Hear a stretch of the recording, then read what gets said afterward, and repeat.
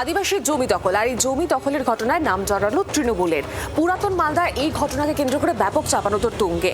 আর এদিকে এই গোটা ঘটনাকে নিয়ে শাসক দলের বিরুদ্ধে অভিযোগের তীর যদিও বা কটাক্ষ করছে এদিকে বিজেপিও।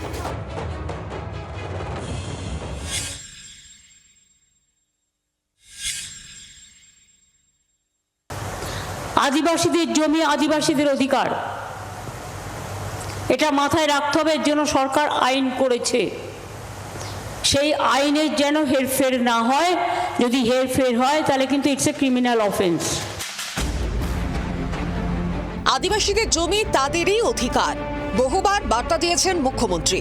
দলীয় নেতৃত্বের কড়া বার্তার পরেও আদিবাসী জমি দখলের অভিযোগ উঠল তৃণমূলের বিরুদ্ধেই। আমি আদিবাসী, আপনার জমি দখল করে আমার জমি দখল করছেন। আপনারা তো জানেন যে মুখ্যমন্ত্রী তো স্পষ্ট বলে দিয়েছে যে আদিবাসীদের জায়গাতে যেন এইরকম কোনো রকম নয় ছয় না করা হয় বা ওদের যেন হ্যারাসমেন্ট না করা হয়।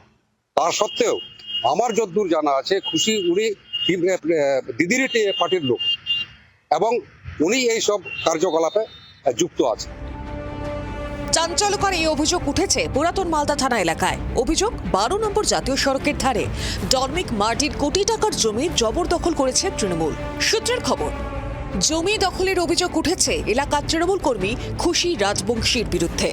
অথচ জমির যাবতীয় নথিপত্র ডরমিক মার্টির নামেই রয়েছে বলে দাবি। নকল নথি দিয়ে জমি জবরদখলের অভিযোগ জমির মালিক ডরমিক মার্টি।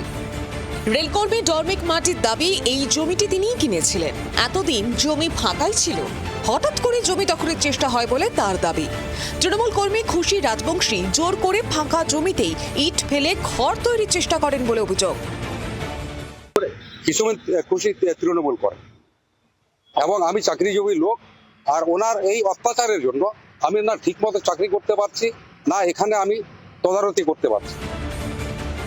পুলিশও অভিযোগ জানিয়েছেন, কিন্তু পুলিশ নীরব দর্শক বলে দাবি ডরমিক মার্টির। আর এই অভিযোগ ঘিরে মালদায় শুরু হয়েছে রাজনৈতিক চর্চা।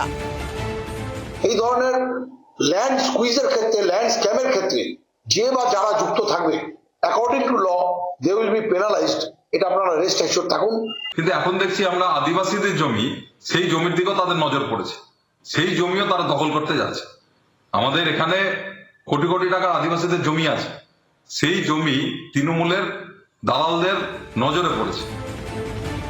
উপায় না দেখে আদালতের দ্বারস্থ হয়েছেন জমির মালিক ডরমিক মার্টি। অভিযোগ পেয়ে তদন্ত শুরু করেছে ভূমি ও ভূমি রাজস্ব দপ্তর। মালদা থেকে রণজয় সিংহের রিপোর্ট, জি 24 ঘন্টা। বাংলার আওয়াজ, বাঙালির আবেগ, জি 24 ঘন্টা।